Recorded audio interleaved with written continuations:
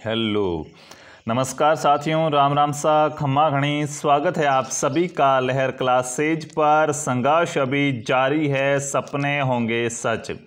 मित्रों, आपके इन्हीं सपनों को सच करने के लिए एक बार फिर से बीएसटीसी और पीटीटी 2021 साथ साथ में पुलिस, वन रक्षक वगैरह और भी भर्ती एग्जाम्स है, उनके लिए अपन राजस्थान जीके की क्लास लेके आए। राजस्थान जीके में सबसे पहले अपन ने राजस्थान एक परिचय पढ़ा था और परिचय के बाद मित्रों अपन ने कुछ शिलालेख पढ़े थे। 2 क्लासें अपनी शिलालेख की हुई थी जिसमें कुछ महत्वपूर्ण शिलालेख पढ़े और उसके बाद आज की जो अपनी क्लास है ये होने वाली है साथियों उन्हीं शिलालेखों के ऊपर। सभ्यताएं पढ़ी, सभ्यताओं के बाद शिलालेख चल रहे थे। एक क्लास शिलालेख की हो गई थी, ये दूसरी क्लास है जिसमें अपन कुछ महत्वपूर्ण शिलालेख और प्रशस्तियां पढ़ने वाले हैं साथियों। अपन कल है वो कल की क्लास में काफ़ी प्रशस्तियां पढ़ चुके थे। जैसे अपन ने कल अशोक का शिलालेख पढ़ा था, घोसुंडी का शिलालेख पढ़ा था, बड़ली का शिलालेख पढ़ा, कीर्ति स्तंभ प्रशस्ति पढ़ी थी।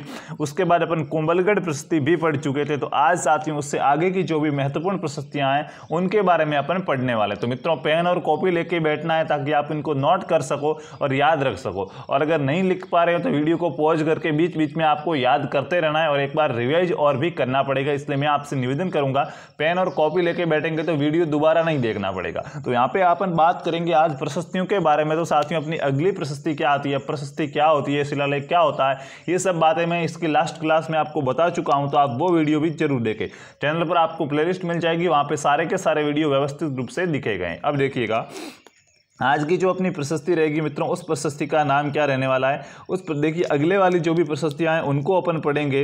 तो इसके बाद जो अपनी प्रशस्ति आती है देखिएगा उसका नाम यहाँ पे अपन लिख देते हैं। आज अपनी साथियों प्रशस्ति है वो राज प्रशस्ति पढ़ेंगे। कुंभलगढ़ प्रशस्ति पढ़ लिया था, उसके बाद नेक्स्ट प्रशस्ति अब आप लिखेंगे कौन सी, राज प्रशस्ति। प्रशस्ति का नाम क्या है मित्रों, राज प्रशस्ति है। ये प्रशस्ति क्या है, बहुत ही इंपॉर्टेंट है एग्जाम के अंदर। इससे क्या है प्रश्न पूछे जाने की संभावनाएं ज़्यादा बनती है क्योंकि साथियों ये क्या है पूरे विश्व की सबसे बड़ी प्रशस्ति है। जी हाँ, कहाँ पे है तो ये है राजसमंद झील की पाल पर। कौन सी झील मित्रों, राजसमंद झील है या नहीं है, बिल्कुल राजसमंद झील। राजसमंद झील की पाल पर क्या है, राजसमंद झील पर इसका क्या किया गया, राज प्रशस्ति का निर्माण करवाया गया। राजा कौन था उस समय तो आपको पता है, राज प्रशस्ति है, राजसमंद झील है तो राजा भी कौन आएगा, महाराणा राज सिंह आएंगे। कौन आएंगे मित्रों, महाराणा राज सिंह ने क्या किया, महाराणा राज सिंह ने अपने शासनकाल के अंदर जो राजसमंद झील है, राजसमंद झील की पाल पर एक क्या बनाई साथियों, राज प्रशस्ति बनाई। इस प्रशस्ति को कितने लिखा है तो उससे पहले साथियों 25 काली शिलाओं पर लिखी गई है। कितने पत्थरों पर लिखी गई है, 25 पत्थर है। अब आप समझ सकते हैं कितनी बड़ी होगी। तो 25 काली शिलाओं पर उत्कीर्णित है। कितनी, 25 काली शिलाओं पर लिखित है ये प्रशस्ति। 25 पत्थर है, उन पत्थरों पर क्या किया गया है, लिखा गया। मित्रों बहुत ही अच्छे से समझाने वाला हूँ, हो सकता है स्पीड थोड़ी धीमी हो सके क्योंकि बहुत अच्छे से 1 बार 2 बार 3 बार उसी लाइन को बोलूँगा। तो आपको क्या करना, बड़े अच्छे से समझना। आप लिख दिया है साथ में तो कोई बात नहीं, अब इसको क्या बहुत ही अच्छे से समझना है ताकि आपको याद रह सके। तो 25 काली शिलाओं पर यह लिखित प्रशस्ति है जो मित्रों क्या है, जो विश्व की सबसे बड़ी प्रशस्ति हो जाएगी। कौन थे इसके लेखक तो देखिएगा, राजा तो उस समय कौन हुआ करते थे, महाराणा राज सिंह। लेकिन प्रशस्ति के लेखक कौन है तो याद रखना, रणछोड़ भट्ट तेलंग हो जाएंगे। बहुत अच्छा प्रश्न है, कौन सा, रणछोड़ भट्ट तेलंग। राज प्रशस्ति के लेखक कौन है तो मित्रों रणछोड़ भट्ट तेलंग क्या हो जाएगा, राइट आंसर हो जाएगा कि सर राज प्रशस्ति है वो रणछोड़ भट्ट तेलंग द्वारा लिखी गई है। उसके बाद बात करें कि इसमें कुल श्लोक कितने हैं वो आपसे पूछा जा सकता है। तो देखिएगा सबसे बड़ी प्रशस्ति है तो उसके बारे में अपन को थोड़ी बहुत जानकारी रखनी पड़ेगी और कि इसके अंदर मित्रों जो श्लोकों की संख्या है वो लगभग 1106 श्लोक है। कितने हैं, 1106 श्लोक है। और ये सर्ग होते हैं नहीं होते, जो श्लोकों को अलग अलग भागों में बांटा जाता है तो सर्ग है, उन सर्गों की संख्या है मित्रों 24। यहाँ पे कितनी संख्या हो जाएगी, 24 हो जाएगी। और कहीं कहीं पे साथियों ये कितने चबदा भी लिखे हुए मिलते हैं। एक बार फिलहाल आप यहाँ पे कितना याद रखेंगे, 24 कितने हैं सर्ग है और साथियों 1106 क्या है, श्लोक है। लेखक कौन है, रणछोड़ भट्ट तेलंग। भाषा कौन सी है, इस प्रशस्ति की बात की जाए भाषा की तो मैंने आपको बताया था कि अपने राजस्थान की जो अधिकतम संस्कृतियां वो कौन सी भाषा के अंदर लिखी गई है, संस्कृत भाषा में लिखी गई है। और इसकी भी जो भाषा है वो कौन सी है मित्रों, संस्कृत भाषा ही है। कब लिखी गई सर, साहब 1676 के अंदर लिखी गई थी। कब लिखी गई, 1676 में लिखी गई थी। उस समय क्या थी, माघ पूर्णिमा थी। माघ पूर्णिमा को 1676 के अंदर लिखी गई थी। किसने लिखवाई थी, महाराणा राज सिंह ने। किसने, लेखक कौन है, रणछोड़ भट्ट तेलंग क्या हो जाएगा, लेखक हो जाएगा। प्रशस्ति कहां पर है, राजसमंद झील, कहां पर, राजसमंद के अंदर। और साथियों नाम क्या है, राज प्रशस्ति। अब इसके अंदर अपन को क्या क्या मिलता है देखिए, एक लाइन और लिख देते हैं जहां से आपकी क्या है परीक्षा में प्रश्न बनता है, इसका आप एक बार स्क्रीनशॉट ले लो, नहीं तो मैं नेक्स्ट पेज ही ले लेता हूँ, ठीक है। देखिए इसके बाद और क्या है, तो विश्व की सबसे बड़ी प्रशस्ति है, ये आपको याद रखना है। 25 काली शिलाओं पर उत्कीर्ण विश्व की सबसे बड़ी प्रशस्ति कौन सी है? राज प्रशस्ति। अगर आपसे पूछा जाए कि विश्व की सबसे बड़ी प्रशस्ति कौन सी है, तो मित्रों आपका उत्तर क्या हो जाएगा? राज प्रशस्ति हो जाएगा। अगर पूछा जाए कि राजस्थान का सबसे प्राचीन शिलालेख कौन सा है, तो आपका राइट आंसर क्या होगा? फटाफट से कमेंट करेंगे। राजस्थान का प्राचीन शिलालेख कौन सा सबसे प्राचीन है? अपन ने क्या 2 दिन पहले ही पढ़ा है कि राजस्थान का सबसे प्राचीन शिलालेख है वो कौन सा हो जाएगा? कमेंट करेंगे राजस्थान का सबसे प्राचीन शिलालेख कौन सा हो जाएगा। तो बिल्कुल साथियों आप बता रहे हैं बर्ली का शिलालेख, जो क्या राइट है। उसी प्रकार साथियों याद रखना कि सबसे बड़ी प्रशस्ति है, देखिए पहला बड़ा ये थोड़े इंपॉर्टेंट हो जाते हैं, ठीक है। सबसे पहला, सबसे छोटा, सबसे बड़ा, सबसे ऊंचा, तो ठीक है, तो ऐसे थोड़े ज़्यादा याद रखने हैं कि भाई सबसे पहला शिलालेख तो है वो कौन सा है? बर्ली का शिलालेख अजमेर का। और सबसे बड़ी जो प्रशस्ति है वो कौन सी है? राज प्रशस्ति है अपने राजसमंद के अंदर, ठीक है। अब इस राज प्रशस्ति में मित्रों किसका उल्लेख मिलेगा? मेवाड़ घराने की यह प्रशस्ति। महाराणा राज सिंह कहाँ के थे? मेवाड़ के थे। और महाराणा राज सिंह से पहले आपने देखा होगा कि महाराणा प्रताप के पुत्र हुआ करते थे अमर सिंह। कौन? अमर सिंह। अमर सिंह ने मित्रों किससे? मुगलों से क्या कर ली थी? संधि कर ली थी। तो मेवाड़ और मुगल संधि हुई थी जो 1615 की। मेवाड़ और मुगल संधि के बारे में क्या मिलती है? मेवाड़ और मुगल संधि 1615 में जो हुई थी उसके बारे में इसमें थोड़ी बहुत क्या मिलती है? संधि के बारे में जानकारी मिलती है, ठीक है। यहाँ पे राज प्रशस्ति के अंदर क्या है मित्रों? राज सिंह के समय जो प्रशस्ति बनाई गई इसमें क्या है? मेवाड़ और मुगल संधि है, उसके बारे में क्या मिलेगी? जानकारी मिलेगी। हालांकि देखिएगा अब बाद में तो इन्होंने ये संधि तोड़ वोड़ दी थी, क्योंकि जो औरंगजेब की बात नहीं मानते राज सिंह, उनसे पूर्ण रूप से उनके विरोधी बन जाते हैं, तो बाद में नहीं वापस जय सिंह वगैरह आएंगे तो क्या संधियाँ हो जाएगी, वो दूसरी संधि होगी। लेकिन पहली संधि जो किसने? महाराणा अमर सिंह ने की थी, उसके बारे में जानकारी मिलती है विश्व की सबसे बड़ी प्रशस्ति राज प्रशस्ति में।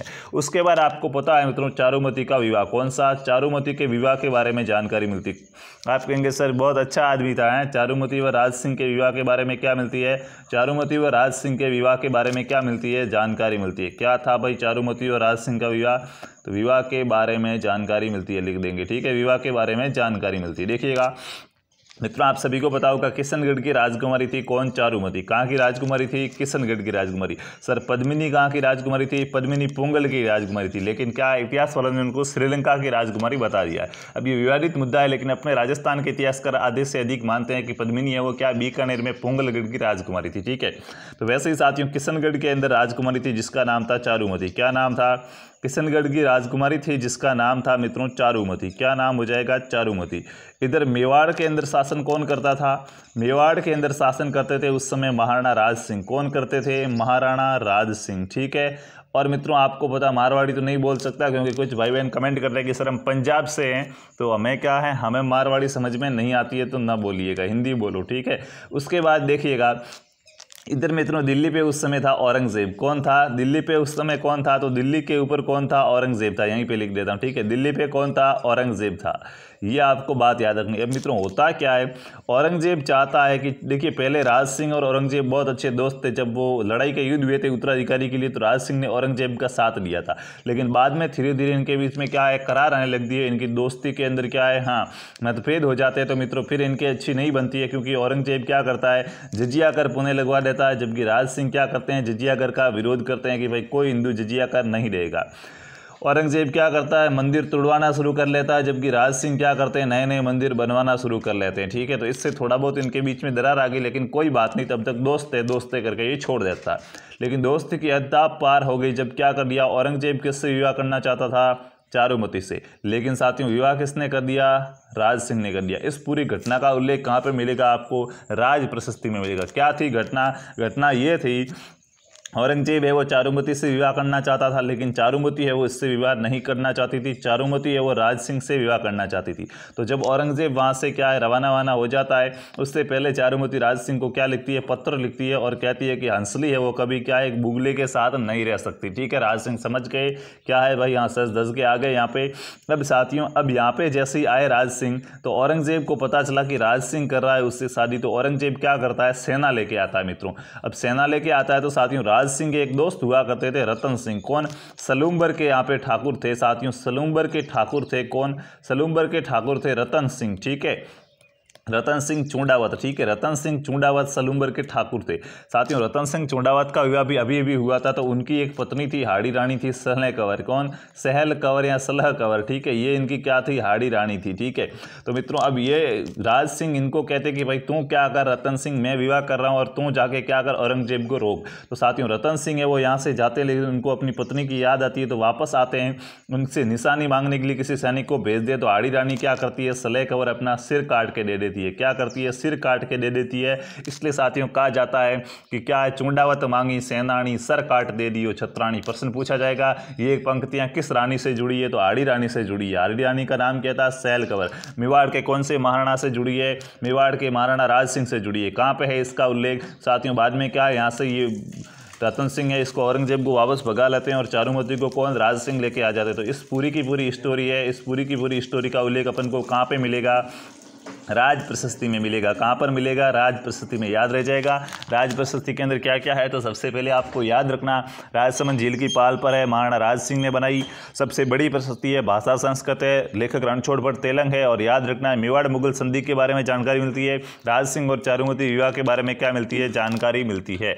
उसके बाद और आपको क्या याद रखना है? तो साथियों दूसरी देखिए, आपको पता है थोड़ा बहुत ये बाद में भी लिखी गई है, राज सिंह के बाद में भी लिखी गई है, ठीक है। इनके पुत्र थे, देखिए मैंने आपको इसके कितने सरक बताए? 25 सरक बताएं, ठीक है। अभी यहाँ पे अपने लिखे थे 24 सरक, ठीक है। इन 24 सरगों में से साथियों 21 सरक है ना, 21 सरक तो राज सिंह ने खुद ने लिखे। किसने? राज सिंह ने खुद ने लिखे थे, मतलब राज सिंह के टाइम।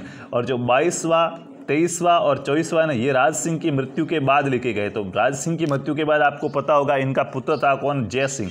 जय सिंह क्या कर लेता साथियों? वापस से मुगलों से क्या कर लेता है? संधि कर लेता है। तो दूसरी मुगल संधि का भी यहाँ पे वर्णन है, यानी कि साथियों राज प्रशस्ति के अंदर प्रथम मुगल संधि 1615 वाली और दूसरी मुगल संधि है, दोनों मुगल संधियों का क्या मिलेगा? आपको उल्लेख मिलेगा। तो वो कौन सी प्रशस्ति है जिसमें मेवाड़ और मुगलों की दोनों संधियां उनका उल्लेख मिलता है? तो साथियों वो प्रशस्ति कौन सी हो जाएगी? राज प्रशस्ति हो जाएगी। इतना आपको मित्रों यहाँ से क्या रखना पड़ेगा? याद रखना पड़ेगा। राज प्रशस्ति के अंदर क्या क्या है? तो देखिएगा, राजसमंद झील, निर्माण महाराणा राज सिंह, 25 काली शिलाएं, एक लेखक रणछोड़ भट्ट तेलंग, भाषा संस्कृत है। उसके बाद याद रखना है कि इसमें क्या मिलता है? इसके अंदर चारुमती विवाह के बारे में जानकारी मिलती है, मेवाड़ और मुगल संधि के बारे में जानकारी मिलती है, और ये क्या है? विश्व की सबसे बड़ी प्रशस्ति हो जाएगी। तो ये मित्रों अपनी कौन सी प्रशस्ति थी? राज प्रशस्ति।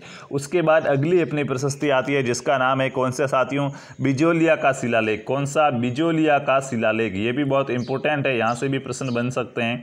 जो बिजोलिया का शिलालेख है, इस बिजोलिया के शिलालेख के बारे में आपसे पूछा जाता है। तो देखिएगा बिजोलिया का शिलालेख है, इसके बारे में आपको क्या क्या याद रखना, बड़े अच्छे से देखना है मित्रों। और अभी तक शेयर नहीं किया है तो क्या है, लाइक कर दो और अपने दोस्तों को भी शेयर कर दो ताकि वो भी इस क्लास को ज्वाइन कर पाए। बिजोलिया के शिलालेख की बात करें तो आप सभी को पता है बिजोलिया कहाँ पर है? भीलवाड़ा के अंदर है। कहाँ पर है मित्रों? प्राचीन समय में मेवाड़ की एक रियासत हुआ करती थी फर्स्ट ग्रेड ए की, ए श्रेणी की। तो बिजोलिया कहाँ पे है मित्रों? भीलवाड़ा के अंदर पार्श्वनाथ मंदिर है। कहाँ पे? भीलवाड़ा में पार्श्वनाथ का मंदिर था। पार्श्वनाथ मंदिर पर यह शिलालेख लगा हुआ था। अब इसकी आगे की कहानी क्या है उसको अपन यहाँ पे देखते हैं। तो भीलवाड़ा में पार्श्वनाथ मंदिर है, उस पर यह शिलालेख लिखा हुआ था। और इसका जो लेखक था, अब इसमें लेखक और रचिता अलग अलग है, ध्यान रखना।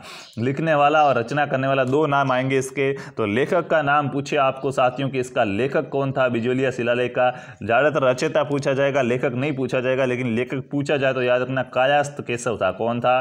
कायास्थ केशव इसका क्या था? कायास्थ केशव मित्रों इसका क्या हो जाएगा? लेखक हो जाएगा। लेकिन मेन इंपोर्टेंट बात आपसे क्या पूछा जाएगा? आपसे पूछा जाएगा रचयिता। तो याद रखना इसका जो रचयिता है वो रचयिता कौन हो जाएगा? इसका जो रचयिता है वो मित्रों हो जाएगा आपके गुणभद्र। कौन हो जाएंगे? गुणभद्र ने क्या किया? इसको लिखा। तो अगर आपसे पूछा जाए कि बिजोलिया शिलालेख का क्या है, रचयिता कौन है, तो क्या हो जाएगा? गुणभद्र आपका क्या हो जाएगा? राइट आंसर हो जाएगा। मित्रों राइटिंग में थोड़ी सी प्रॉब्लम हो रही होगी, लेकिन धीरे धीरे ये भी सुधार हो जाएगा। अब उसके बाद साथियों आगे क्या है, इस शिलालेख के अंदर अपन को क्या क्या जानकारी मिलती है? तो साथियों यहाँ पे जो मंदिर है ना, उस मंदिर के ऊपर ये जो शिलालेख लिखाया गया था वो एक व्यक्ति था जिसका नाम था श्रावक लोलाक। कौन था? श्रावक लोलाक है, उसने लिखाया था। उसकी मंदिर की एक स्मृति के अंदर ये शिलालेख लिखाया गया था। और बात की जाए इस शिलालेख की भाषा कौन सी है, तो मित्रों आपको पता है भाषा कौन सी रहने वाली है? बिल्कुल संस्कृत भाषा रहने वाली है। सभी शिलालेख है वो मुख्य रूप से कौन सी भाषा में लिखे गए हैं? संस्कृत भाषा में लिखे गए हैं। अब यहाँ से एक बहुत महत्वपूर्ण जानकारी मिलती है, याद रखना पद्य इसके अंदर 93 है। अब जानकारी यहाँ से मिलती है, बिजुलिया शिलालेख की मुख्य बातें ना जहाँ से प्रश्न बनता है वो मुख्य बातें अभी अपनी यहाँ से शुरू हो जाएगी। एक तो रचयिता कौन है वो सीधा पूछा जाएगा, उसके बाद दूसरे प्रश्न यहाँ से बनेंगे कि साथियों यहाँ पे क्या किया गया है, अजमेर या सांबर के चौहानों की वंशावली की जानकारी मिलती है। वो कौन सा शिलालेख जिसमें अजमेर के चौहानों के जो अजमेर या सांबर के चौहान थे, अजमेर या सांबर के चौहानों की वंशावली की जानकारी मिलती है। अजमेर या सांबर के चौहानों की क्या, अजमेर या सांबर के चौहानों की जो वंशावली की जानकारी मिलती है वो वंशावली की जानकारी राजस्थान के कौन से अभिलेख में मिलती है, याद रखना यहाँ से प्रश्न आता है, ठीक है ना। तो वो हो जाएगा आपका बिजोलिया का अभिलेख। कौन सा, बिजोलिया शिलालेख के अंदर अजमेर या सांबर के चौहानों की जानकारी दी गई है।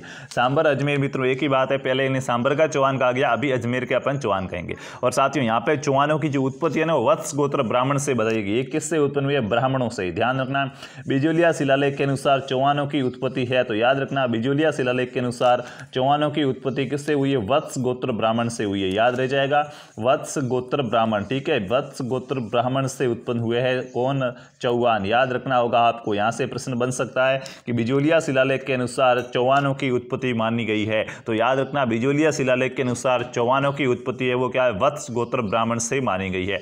उसके बाद साथियों यहाँ पे आपको बिजोलिया का क्या मिलेगा, प्राचीन नाम मिलेगा। किसका प्राचीन नाम मिलेगा, बिजोलिया का ही प्राचीन नाम मिलेगा। आप ऊपरमाल वगैरह और भी इसको नाम से जानते होंगे, लेकिन यहाँ पे देखिए विजावली वगैरह जो भी नाम है, यहाँ पे इसका ऊपर नया जो पुराना नाम दिया गया वो दिया गया उत्तमाद्री। क्या दिया गया है, उत्तमाद्री क्या है, बिजोलिया का प्राचीन नाम है। बिजोलिया का मित्रों प्राचीन नाम यहाँ पे क्या दिया गया है, उत्तमाद्री दिया गया है।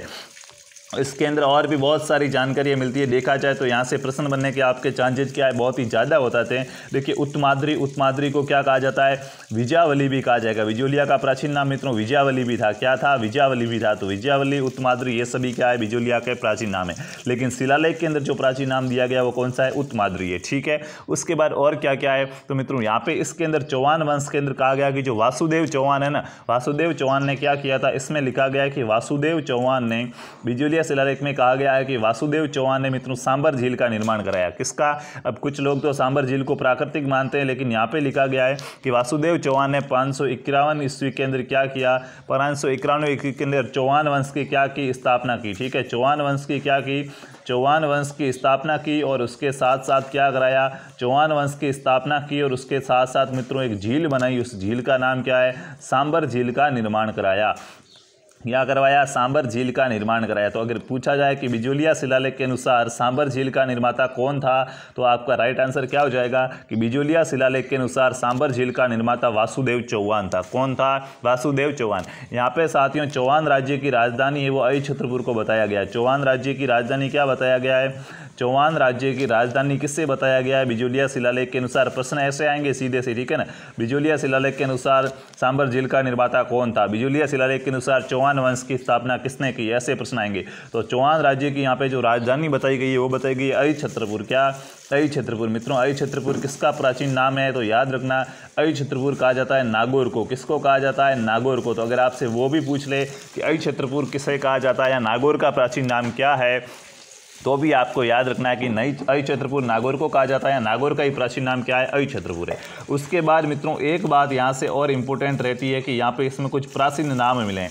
बिजोलिया शिलालेख के अंदर क्या मिले, कुछ प्राचीन जानकारी मिली है, कुछ क्षेत्रों के क्या प्राचीन नाम मिले, यानी कि वर्तमान में उनके क्या नाम है वो मैं इधर की साइड लिखूंगा, और अभी उसका जो बिजोलिया शिलालेख है उसके अंदर अपन को प्राचीन नाम क्या मिले हैं वो अपन क्या करेंगे, यहाँ पे लिखेंगे, ठीक है। तो देखिए सबसे पहले आपको याद रखना साथियों, बिजोलिया का खुद का क्या मिला है, बिजोलिया का विजयावली या उत्तमाद्री मिला है, ठीक है।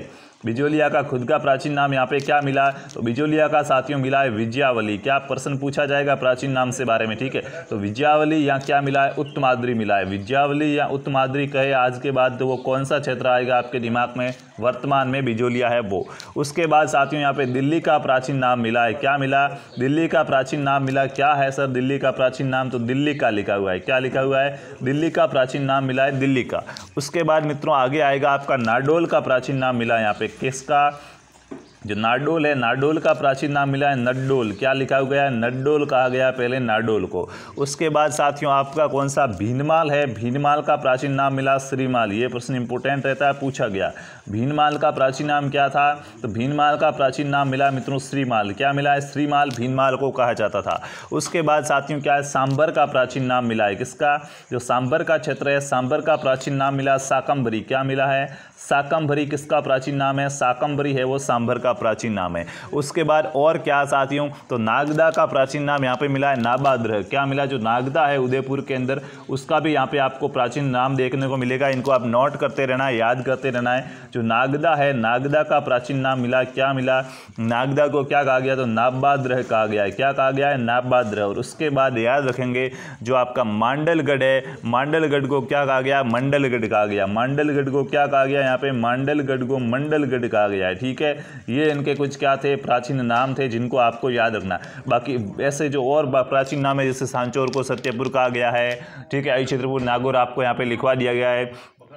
धौलपुर को कोठी कहा गया। तो ये और बाकी की जानकारियां इस शिलालेख से क्या क्या मिला वो अपन ने यहाँ पे प्राचीन नाम देखे। बाकी और भी जो प्राचीन नाम है उसके लिए अलग से अपनी क्लास लगेगी। ठीक है, जैसे जैसे सिलेबस चलता है सारा कुछ करते जाएंगे कि विभिन्न शहरों के प्राचीन नाम वगैरह। लेकिन जो आपका बिजोलिया का शिलालेख है उससे क्या क्या मिला है उसके अंदर अपन ने ये पढ़ा है। ठीक है, तो एक बार क्या करो साथियों, मेरे साथ साथ फिर से क्या करो, रिविजन करो। कौन सा शिलालेख है? बिजोलिया शिलालेख। कहाँ पर है? भीलवाड़ा में पार्श्वनाथ मंदिर। लेखक कौन है? कायस्थ केशव। लेकिन रचयिता यहाँ पे इंपॉर्टेंट है, रचयिता कौन है? गुणभद्र है। भाषा कौन सी? संस्कृत। कितने पद है? 93। क्या है इसमें? तो अजमेर के चौहानों की क्या मिलती है? वंशावली की जानकारी मिलती है। क्या जानकारी मिलती है? पूछा जाए बिजोलिया शिलालेख के अनुसार चौहानों की उत्पत्ति कहाँ से हुई, तो बिजोलिया शिलालेख में चौहानों को क्या बताया गया है? वत्स गोत्र ब्राह्मण बताया गया है।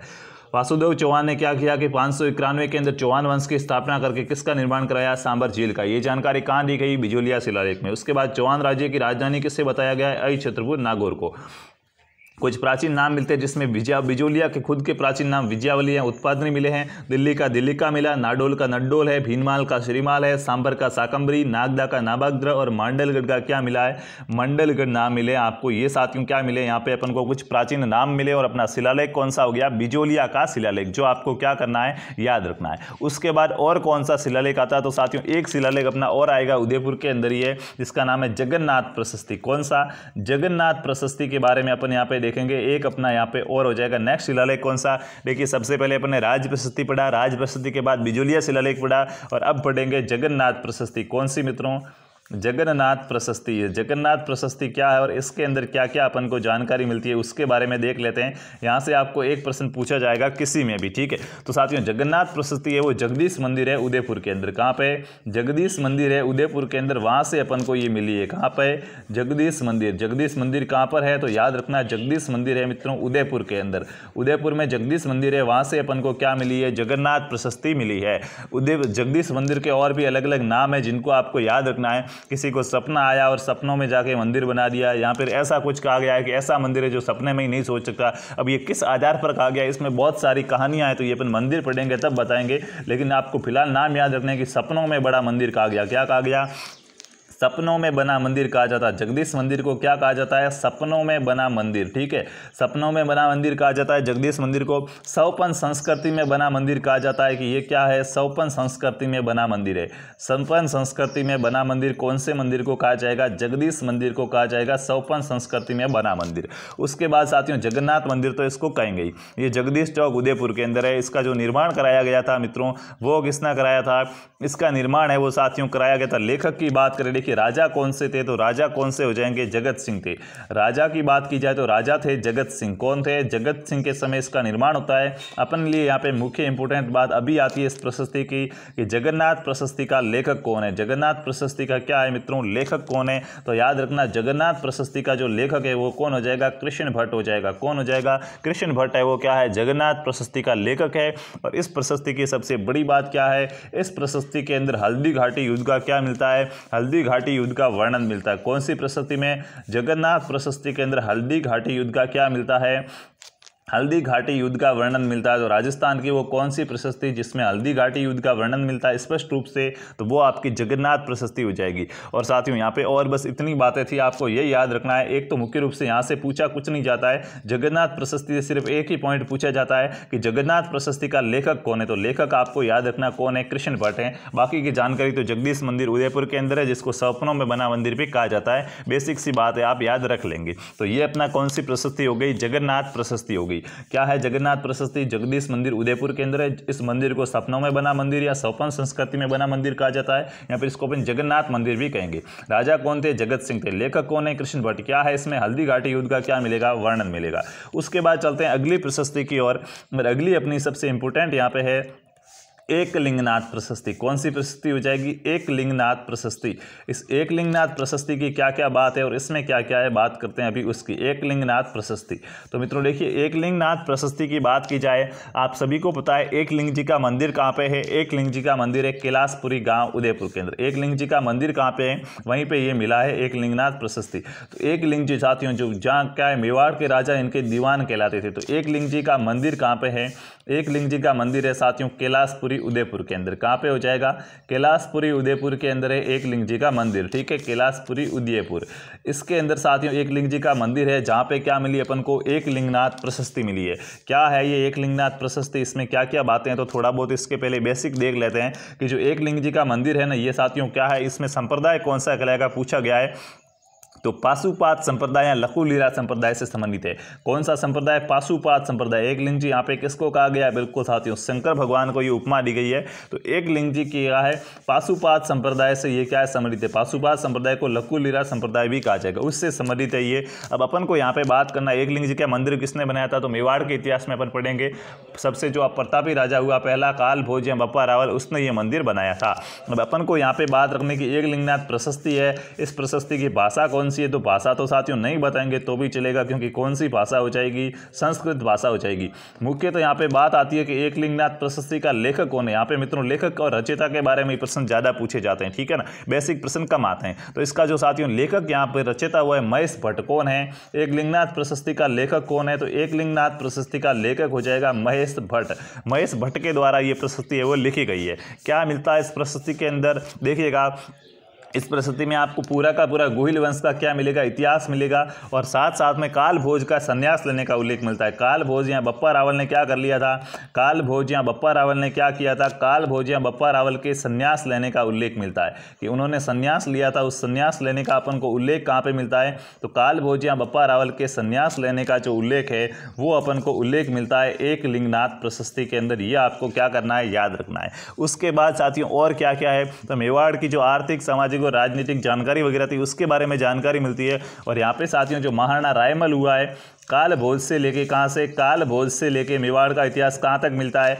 तो काल भोज से लेकर जो महाराणा रायमल हुआ था, ठीक है, रायमल तक का क्या मिलता है, रायमल तक का आपको इतिहास मिलता है। और इसके अंदर सबसे मुख्य बात क्या है, इस मंदिर के साथियों चारों ओर 3 तालाब बने हुए।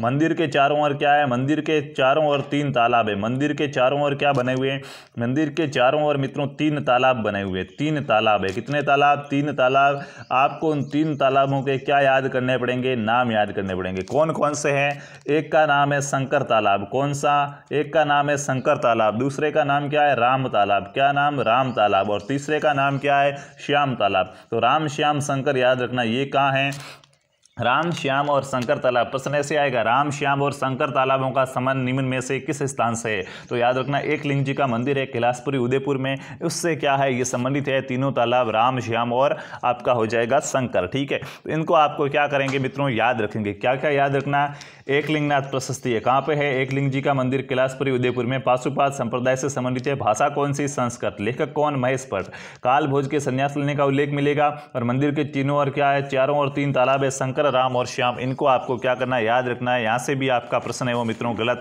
नहीं होगा, ठीक है। 1-2 प्रशस्तियाँ और रही है जिनको अपन पढ़ लेते हैं, उसके बाद ये टॉपिक आपका खत्म हो जाएगा। तो देखिएगा अगली प्रशस्ति है रणकपुर प्रशस्ति। कौन सी, अगली प्रशस्ति मित्रों आपकी हो जाएगी रणकपुर प्रशस्ति। यहाँ से बहुत ही अच्छा एक प्रश्न बनेगा जिसको अपन अभी चर्चा करेंगे। रणकपुर प्रशस्ति है ये कहाँ पे, तो रणकपुर के जैन मंदिर वगैरह आपने सुना होगा।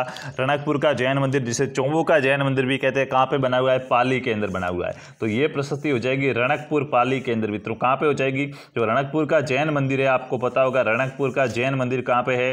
हाँ, दिलवाड़ा के जैन मंदिर तो सिरोही में हो जाएंगे और रणकपुर के जैन मंदिर कहाँ पे है, पाली के अंदर। ठीक है, तो ये प्रशस्ति साथियों वहाँ पे लगी हुई है। ठीक है, पाली के अंदर। ठीक है, यहाँ पे साथियों आपको ध्यान रखना क्या है, यहाँ पे ये जो भाषा है ना, यहाँ पे 2 भाषाओं में लिखी गई है प्रशस्ति। कितनी भाषाओं में लिखी गई है, 2 भाषाओं में। अगर इस प्रशस्ति की भाषाओं की बात करें ना, तो साथियों एक तो ये नागरी भाषा में लिखी गई है और दूसरी संस्कृत भाषा में लिखी गई है। एक तो कौन सी भाषा में लिखी गई है, नागरी भाषा में लिखी गई है, और दूसरी कौन सी, संस्कृत। तो साथियों इस भाषाएं दोनों है, याद रखना। अगर आपसे पूछा जाए कि रणकपुर प्रशस्ति किस भाषा में लिखी गई है, तो नागरी और संस्कृत दोनों आपका क्या हो जाएगा, सही आंसर हो जाएगा। इसमें एक बहुत बड़ी क्या है, मिस्टेक हो गई है कि गुइल भोज और काल जो आपका बप्पा रावल था, उनको दोनों को क्या बताया गया, अलग अलग व्यक्ति बताया गया। जी हाँ साथियों, काल भोज है, काल भोज को ही साथियों क्या है, बप्पा रावल की क्या मिली थी, उपाधि मिली थी हरित ऋषि से। तो काल भोज या बप्पा रावल एक ही बात थी। ठीक है, लेकिन इसने क्या किया, काल भोज व बप्पा रावल को क्या किया गया, काल भोज व बप्पा रावल को अलग अलग बताया है। क्या बताया है, काल भोज या बप्पा रावल को अलग अलग बताया गया। तो ऐसा आपसे पूछा जाता है राजस्थान की वो कौन सी प्रशस्ति है जिसमें काल भोज और बप्पा रावल को अलग अलग व्यक्ति बताया गया है। तो याद रखना रणकपुर प्रशस्ति के अंदर क्या है, रणकपुर प्रशस्ति के अंदर काल भोज और बप्पा रावल को क्या किया गया, अलग अलग व्यक्ति बताया गया। यानी कि जो गुइल है ना, गुइल को क्या है, गुइल को साथियों इनका पुत्र वगैरह बताया गया और बिल्कुल गलत है, जैसा अपन ने पहले भी पढ़ा था। तो आपको यहाँ पे मुख्य रूप से ये पॉइंट याद रखना है कि वो राजस्थान की वह कौन सी प्रशस्ति जिसमें काल भोज और बप्पा रावल को अलग अलग व्यक्ति बताया गया, तो वो कौन सी हो जाएगी, रणकपुर प्रशस्ति हो जाएगी।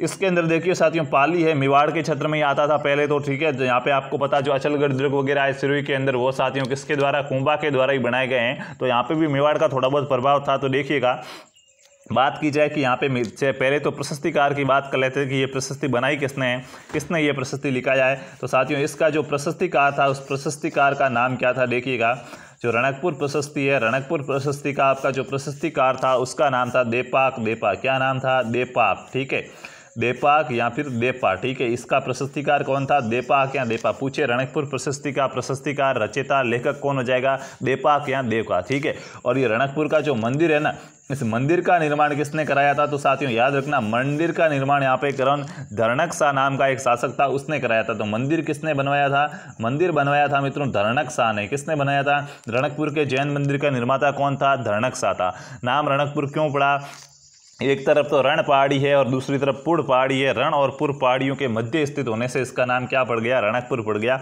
वो तो आपको वैसे ही याद रह जाएगा। इसके अंदर अपन को जानकारी क्या मिलती है, तो साथियों मेवाड़ राज्य के बारे में क्या लिखा गया है, मेवाड़ के इतिहास के बारे में अपन को जानकारी मिलती है। ठीक है, आगे देखिए ये प्रशस्तियाँ क्यों पढ़ रहे हैं, ये क्यों इतिहास के स्रोत पढ़ रहे हैं, क्योंकि आप कहेंगे मेवाड़ का इतिहास पढ़ेंगे तो आप कहेंगे कहाँ से लाया, तो कहेंगे देखो वो प्रशस्ति पढ़ी थी वहाँ से लाया। तो मेवाड़ के इतिहास के बारे में क्या मिलती है, मेवाड़ के इतिहास के बारे में आपको जानकारी मिलती है।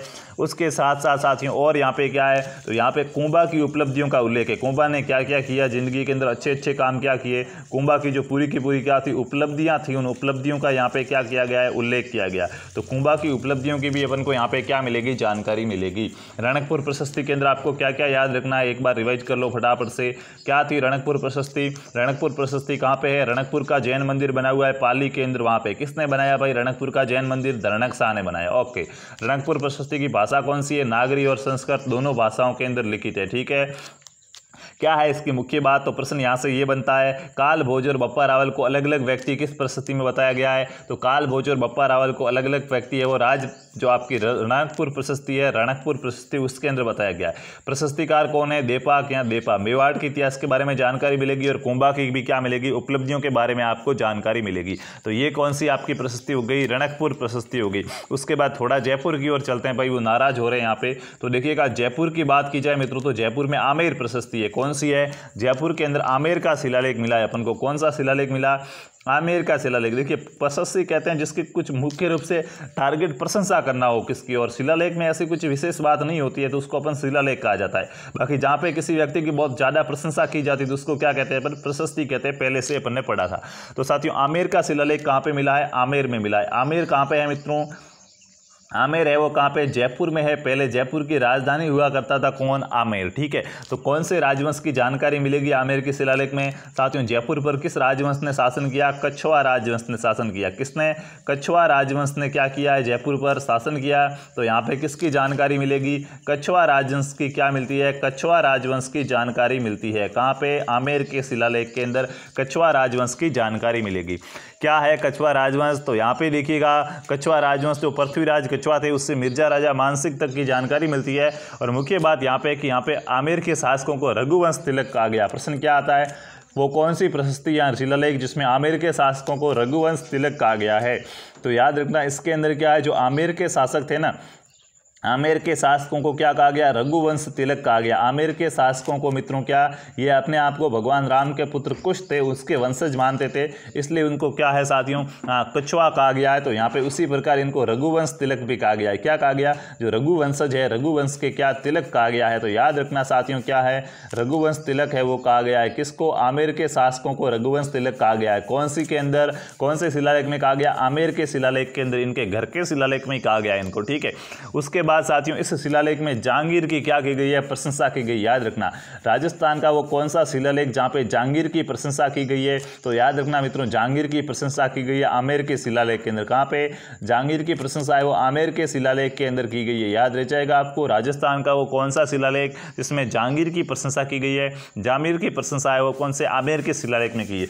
अब साथ साथ में जयपुर के आपको और भी कोई स्थान पूछे कि उसका उल्लेख कौन सी प्रशस्ति में मिलेगा, तो साथियों जयपुर है। जैसे पूछ ले कि जमुआ रामगढ़ दुर्ग का उल्लेख कहाँ पे मिलता है, पूछ लिया क्या, जमुआ रामगढ़ दुर्ग का उल्लेख कहाँ पे मिलता है, जमुआ रामगढ़ दुर्ग का उल्लेख। ठीक है, तो साथियों वो कहाँ पे मिलेगा, आपके आमेर प्रशस्ति के अंदर मिलेगा। और यहाँ पे साथियों इस प्रशस्ति के अंदर एक शब्द यूज हुआ है जो बहुत ट्रेंडिंग रहता है, निजाम शब्द का प्रयोग किया गया। किसका प्रयोग, निजाम शब्द का प्रयोग किया गया। यहाँ पे निजाम शब्द का प्रयोग किया गया प्रशस्ति में। किसके लिए किया गया निजाम शब्द का प्रयोग, पहले मध्यकाल के अंदर निजाम शब्द का क्या अर्थ होता था, तो जो प्रांतीय विभाग होते हैं उन प्रांतीय विभाग के लिए किसका, प्रांतीय विभाग के लिए मित्रों निजाम शब्द का प्रयोग किया गया। याद रखना प्रांतीय विभाग, प्रांतीय जो आपके विभाग है उनके लिए किसका प्रयोग किया गया, निजाम शब्द का प्रयोग किया गया। कौन सी प्रशस्ति है मित्रों, ये प्रशस्ति है आमेर का शिलालेख। क्या है आमेर के शिलालेख के अंदर, मुख्य बातें इसकी क्या है, सबसे पहले आमेर कहाँ पे है, जयपुर के अंदर है। आमेर जयपुर के अंदर है। ठीक है, कछवाहा राजवंश ने शासन किया तो कछवाहा राजवंश की जानकारी मिलती है। क्या कहा गया है हमें, आमेर के शासकों को, आमेर के शिलालेख में आमेर के शासकों को रघुवंश तिलक कहा गया है। जहांगीर की प्रशंसा की गई है। जम्बुआ माता का उल्लेख मिलता है यहाँ पे, मंदिर जो दुर्ग है जम्बुआ रामगढ़ उसका, और साथ साथ में निजाम शब्द का प्रयोग किया गया जिसका मतलब होता है प्रांतीय विभाग से संबंधित कुछ शब्द होता है, इसका यहाँ पे क्या किया गया, प्रयोग किया गया। चलते हैं अगले शिलालेख की ओर। तो देखिएगा अगला शिलालेख आपका यहाँ से कौन सा हो जाता है मित्रों, देखिएगा अपन ने जिस प्रकार से विजय स्तंभ प्रशस्ति पढ़ी थी ना, विजय स्तंभ या कीर्ति स्तंभ प्रशस्ति, तो साथियों विजय स्तंभ को ही कीर्ति स्तंभ कहा जाता है, लेकिन जैन कीर्ति स्तंभ अलग है, ध्यान रखना। ठीक है, ये भी है चित्तौड़ में ही। चित्तौड़ में देखिए एक तो विजय स्तंभ को क्या कहा जाता है, विजय स्तंभ को क्या कहा जाएगा, विजय स्तंभ को तो कीर्ति स्तंभ कहते हैं सिर्फ, लेकिन देखो आगे जैन शब्द लग गया, तो जब भी आगे जैन शब्द लगे तो वो दूसरा हो जाएगा, फिर वो कीर्ति स्तंभ है, लेकिन वो साथियों क्या अपना विजय स्तंभ नहीं है, वो जैनों का अलग से कीर्ति स्तंभ है, याद रखना। तो ये कहाँ पे है, जो जैन कीर्ति स्तंभ प्रशस्ति है इसकी बात करें तो ये भी चित्तौड़गढ़ दुर्ग के अंदर ही है। ठीक है ना, विष्णु स्तंभ अलग है, जैन कीर्ति स्तंभ अलग है, बाकी विजय स्तंभ और कीर्ति स्तंभ एक ही है, लेकिन विजय स्तंभ और जैन कीर्ति स्तंभ क्या है, अलग अलग हो जाएंगे। यहाँ पे साथियों क्या है, चित्तौड़गढ़ के अंदर है, चित्तौड़गढ़ दुर्ग है, उसके अंदर साथियों ये प्रशस्ति लगी हुई है। और इस प्रशस्ति में आपको मुख्य रूप से बात क्या याद रखनी है कि भाई जैनों में किसको समर्पित है ये, तो साथियों 7 मंजिला ये यहाँ पे क्या है कीर्ति स्तंभ बना हुआ है जैनों का, और ये साथियों समर्पित है आदिनाथ को। किसको, जैनों के जो यहाँ पे क्या है ईश्वर हुए, गुरु हुए हैं आदिनाथ, तो आदिनाथ को क्या है, आदिनाथ को समर्पित है। तो याद रखना जैन कीर्ति स्तंभ किसको समर्पित है, जैन कीर्ति स्तंभ आदिनाथ को समर्पित है। उसके बाद इसका निर्माण किसने करवाया था, तो उसका निर्माण कराया था मित्रों किसने, जीजाक ने। बहुत सिंपल है, बस इतना याद रखना है, निर्माण कौन करवाता है, जीजाक करवाता है। बहुत सी प्रशस्तियाँ पड़ी है, इनसे प्रश्न पूछने का टाइम ही नहीं है एग्जामिनर को। ठीक है ना, बहुत सी प्रशस्तियाँ है, बहुत अच्छे अच्छे उनसे प्रश्न बनते हैं, तो वो यहाँ तक आएगा ही नहीं। और यहाँ पे ध्यान रखना राणा अमीर की क्या है, राणा अमीर है, अमीर की जानकारी मिलती है। ठीक है, अमीर की उपलब्धियों का उल्लेख मिलता है, कहाँ पे अमीर की उपलब्धियां हैं उनका उल्लेख मिलता है जैन कीर्ति स्तंभ के अंदर। यहाँ से आपको याद क्या रखना है, एक बार देख लो, क्या याद रखोगे आप, जैन कीर्ति स्तंभ है। जैन कीर्ति स्तंभ कहाँ पे? चित्तौड़गढ़ दुर्ग में। कितने मंजिला? 7 मंजिला। मुख्य रूप से पॉइंट यही इंपॉर्टेंट रहता है, किसको समर्पित है? आदिनाथ को समर्पित है। निर्माण किसने कराया? जीजा ने। और अमीर की क्या मिलेगी? उपलब्धियां मिलेगी। बस इतना याद रखना है इसमें, बाकी और आपसे कुछ नहीं पूछा जाएगा। उसके बाद अपना अगला शिलालेख हो जाता है, क्या है? बिल्कुल 2 शिलालेख रहे हैं, तो अगला शिलालेख है चीरवा का शिलालेख। कौन सा मित्रों? चीरवा का शिलालेख है, जो बहुत ही इंपॉर्टेंट है, जहां से प्रश्न पूछे जाते हैं। थ्योरी के 2 रहे, बाकी जो पीछे बचेंगे वो अपन प्रश्नों के माध्यम से क्या करेंगे, 30 या 35 प्रश्न लेके आएंगे, इनमें से भी होंगे और क्या है बाकी वाले और भी प्रश्न होंगे, उनके माध्यम से क्या करेंगे, उनको कवर करेंगे। तो यहाँ पे चीरवा का शिलालेख है साथियों। चीरवा गांव है उदयपुर के अंदर। कहाँ पर? जो चीरवा का शिलालेख है, तो चीरवा गांव कहाँ पे हो जाएगा? चीरवा उदयपुर के अंदर है। यहाँ पे ये शिलालेख मिला है आपको, चीरवा का शिलालेख। क्या बात है चीरवा के शिलालेख की? तो यहाँ पे देखिएगा, अपन ने देखा था रणकपुर प्रशस्ति 2 भाषाओं में लिखी गई थी। कौन कौन सी 2 भाषाएं थी? संस्कृत भी थी और नागरी भी थी। ठीक है, संस्कृत भी थी और नागरी भी थी। उसी प्रकार से याद रखना, चीरवा का शिलालेख है वो नागरी भाषा में लिखा गया है। कौन सी भाषा में? नागरी भाषा या नागरी लिपि के अंदर ये लिखा गया है। ठीक है, अब देखिएगा यहाँ पे मुख्य रूप से बात याद रखना है कि सबसे इंपॉर्टेंट बात है सती प्रथा का उल्लेख मिलता है। कौन से अभिलेख के अंदर? सती प्रथा का उल्लेख है मित्रों, सती प्रथा। ठीक है, सती प्रथा का उल्लेख। सती प्रथा साथियों पता होगा आपको, पहले क्या है, जिस औरत के क्या पति की मृत्यु हो जाती थी तो वो भी उसके साथ अग्नि के अंदर क्या सती हो जाया करती थी। तो उस प्रथा का उल्लेख कहाँ पे मिलता है? चीरवा के अभिलेख में मिला है। ठीक है, चीरवा के अभिलेख में क्या मिलता है? सती प्रथा का उल्लेख मिलता है। याद रह जाएगा। और कुछ इसमें याद नहीं कर रहा, उदयपुर में है तो आपको सीधा सा पता है। मेवाड़ राज्य के बारे में क्या मिलेगी? मेवाड़ के बारे में जानकारी मिलेगी। और साथ साथ में बप्पा रावल के बारे में भी क्या मिलती है? जानकारी मिलती है। मेवाड़ और बप्पा रावल के बारे में इसमें जानकारी मिलती है। ये तो उदयपुर नाम देख के आपको पता चल जाएगा। मुख्य रूप से यहाँ पे आपको याद कौन सी रखनी है? एक तो इसकी भाषा याद रखनी है। चीरवा है कहाँ पे? चीरवा उदयपुर में, याद रख जाएगा। इसकी भाषा कौन सी है? नागरी भाषा है। और सती प्रथा का सबसे प्रथम उल्लेख कहाँ पे मिलता है? तो सती प्रथा का जो उल्लेख है वो कौन से? चीरवा के अभिलेख के अंदर मिलता है। इतना आपको यहाँ पे क्या करना पड़ेगा? याद रखना पड़ेगा। ठीक है, उसके बाद और क्या क्या है? तो और देखिएगा यहाँ पे एक प्रशस्ति आपकी और रह जाएगी चीरवा के अभिलेख के बाद। अगली प्रशस्ति मित्रों अपनी यहाँ पे हो जाएगी नेमिनाथ प्रशस्ति। कौन सी प्रशस्ति हो जाएगी? नेमिनाथ प्रशस्ति। उसको भी अपन साथ साथ में देख लेते हैं। ठीक है, नेमिनाथ प्रशस्ति है। नेमिनाथ प्रशस्ति क्या होती है इसके बारे में भी बात कर लेते हैं। तो देखिएगा, बात की जाए अगर नेमिनाथ प्रशस्ति की तो इसके बहुत से और भी नाम हैं। इस प्रशस्ति को तेजपाल प्रशस्ति भी कहा जाता है। क्या कहा जाता है? तेजपाल प्रशस्ति भी कहा जाता है। इस प्रशस्ति को क्या है? वास्तुपाल प्रशस्ति भी कहा जाता है। इस प्रशस्ति को क्या है? वास्तुपाल प्रशस्ति भी कहा जाता है। इस प्रशस्ति को लूणवसही प्रशस्ति भी कहा जाता है। क्या? लूणवसही प्रशस्ति भी कहा जाता है। इतने नाम इसके क्यों हैं अभी बात करते हैं। ठीक है साथियों, यहाँ पे मंदिर बना हुआ है। मंदिर का नाम लूणवसही जैन मंदिर, नेमिनाथ मंदिर या तेजपाल वास्तुपाल मंदिर। इसलिए साथियों मंदिर के 3 नाम है, 4 नाम है, तो प्रशस्ति के भी कितने नाम हो गए? 4-5। वैसे ये दिलवाड़ा के जैन मंदिर के अंदर है। कहाँ पे है? जो दिलवाड़ा का जैन मंदिर है सिरोही के अंदर। ठीक है, रणकपुर के अंदर तो थी साथियों आपकी रणकपुर प्रशस्ति। और जो दिलवाड़ा का जैन मंदिर कहाँ पे पड़ता है? अभी बताया था सिरोही के अंदर पड़ता है, वहाँ पे ये प्रशस्ति लगी हुई है। और यहाँ पे साथियों 5 मंदिरों का समूह है। 5 मंदिर है, अलग अलग नाम हो गए यहाँ पे एक जैसे ही, तो इस प्रशस्ति के भी बहुत सारे नाम हो गए। तो 5 मंदिरों का समूह है। कितने मंदिरों का? जो 5 मंदिरों का पंचमुखी समूह है उस पर यह प्रशस्ति लगी हुई है, तो इसलिए इसके इतने नाम हो गए। और साथियों ध्यान रखना, इस प्रशस्ति की जो भाषा है वो कौन सी है मित्रों? संस्कृत भाषा हो जाएगी इसकी भी। कौन सी भाषा में ये प्रशस्ति लिखी गई है? भाषा इसकी भी संस्कृत हो जाएगी। लेकिन इसमें आपको वास्तुकार और प्रशस्तिकार अलग अलग है, ये ध्यान रखना। अगर आपसे पूछा जाए कि नेमिनाथ प्रशस्ति का वास्तुकार कौन था, तो वास्तुकार साथियों इस मंदिर का हो जाएगा। और साथ साथ में इन्होंने प्रशस्ति का भी कह दिया, तो वो तो था सोमेश्वर। क्या था? सोमेश्वर था मित्रों। कौन था? सोमेश्वर था। लेकिन बात की जाए अगर प्रशस्तिकार की, आपको प्रशस्तिकार पूछा जाएगा तो प्रशस्तिकार कौन हो जाएगा? तो साथियों इस प्रशस्ति का जो प्रशस्तिकार है वो हो जाएगा चंडेश्वर। कौन है? नेमिनाथ प्रशस्ति, लूणवसही प्रशस्ति, वास्तुपाल या तेजपाल प्रशस्ति का प्रशस्तिकार कौन हो जाएगा? चंडेश्वर क्या हो जाएगा? प्रशस्तिकार हो जाएगा। सबसे मुख्य बात क्या है यहाँ पे? आबू का शासक था धारावरस, उसका उल्लेख मिलता है और उसकी उपलब्धियां मिलती है। अगर आपसे पूछा जाए नेमिनाथ प्रशस्ति में किसका उल्लेख मिलता है, तो आबू का शासक था धारावरस का। कौन सा? आबू के शासक मित्रों, आबू के शासक धारावरस के बारे में क्या मिलता है? आबू के शासक धारावरस का क्या मिलता है? उल्लेख मिलता है। आबू के शासक धारावरस का उल्लेख मिलता है। उसकी साथियों यहाँ पे उपलब्धियां और जानकारी मिलती है। तो वो कौन सा शिलालेख है जिसमें आबू के शासक धारावरस के बारे में जानकारी मिलती है अपन को? तो नेमिनाथ तेजपाल या वास्तुपाल प्रशस्ति के अंदर क्या होता है? नेमिनाथ तेजपाल या वास्तुपाल प्रशस्ति के अंदर अपन को क्या मिलती है? अपन को यहाँ पे मिलती है आपका जो आबू का शासक है धारावरस, उसके बारे में जानकारी। उसके बाद देखिए और अगला कौन सा सा हो जाएगा आपका। अगला साथियों नौलखा बावड़ी का शिलालेख है। नौलखा बावड़ी कहाँ पे, आप सभी को पता होगा। नौलखा वाले कुल कितने 14 स्थान है। नौलखा तालाब, नौलखा झरना, नौलखा गार्डन, तो ये नौलखा वाले कितने कुल 14 स्थान है। अपन को यहाँ से दिया गया नौलखा बावड़ी। तो साथियों याद रखना नौलखा बावड़ी है वो है आपकी डूंगरपुर के अंदर है। कहाँ पे है, सॉरी डूंगरपुर के अंदर हो जाएगी, ठीक है।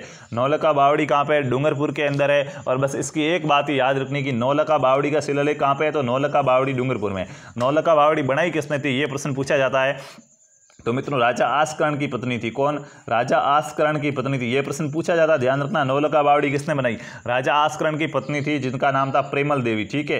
राजा आस्करण की पत्नी थी जिनका नाम क्या था, प्रेमल देवी था। प्रेमल देवी द्वारा मित्रों क्या किया गया, राजा आस्करण की पत्नी प्रेमल देवी द्वारा नौलखा बावड़ी बनाई गई, जो कहाँ पे है, डूंगरपुर के अंदर। इतना आपको क्या करना होगा, याद रखना होगा।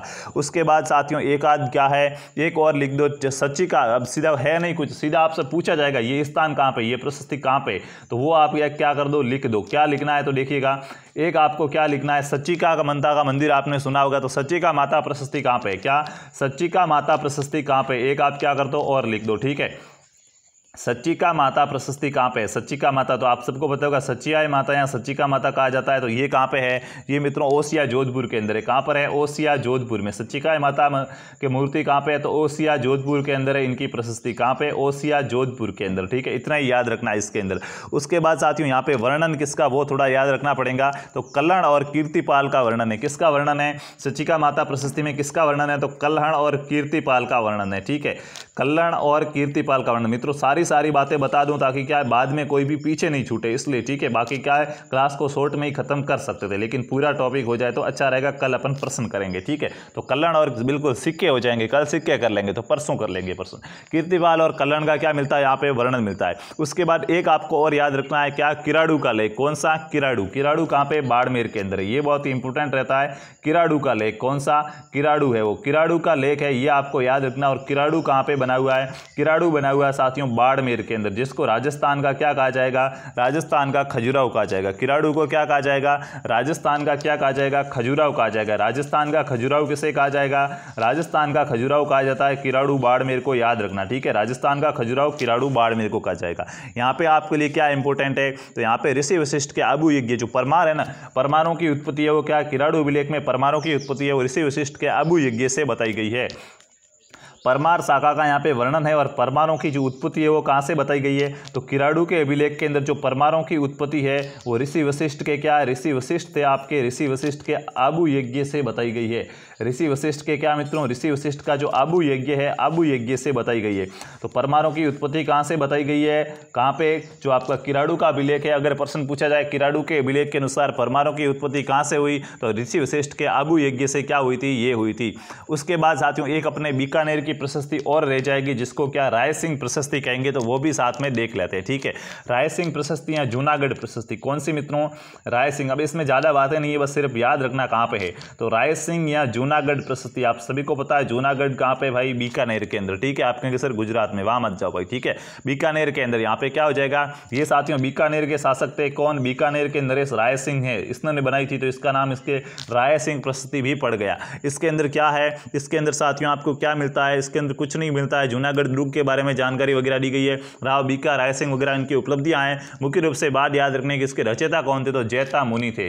राय सिंह प्रशस्ति के रचयिता याद रखना है, इसके जो रचयिता थे वो रचयिता कौन थे, तो रचयिता आपको मित्रों याद रखना होगा जयिता मुनि। कौन, जयिता मुनि थे, वो क्या थे, इसके रचयिता थे। यहाँ से प्रश्न बनेगा आपका, पूछ लेना, ठीक है। अगर यहाँ से बनेगा राय सिंह प्रशस्ति पूछेगा तो यहाँ तो आपको पूछेगा कहाँ पे है, बीकानेर में। और यहाँ क्या पूछेगा, इसके जो क्या है यहाँ पे साथियों रचयिता कौन थे, तो जयता मुनि हो जाएंगे।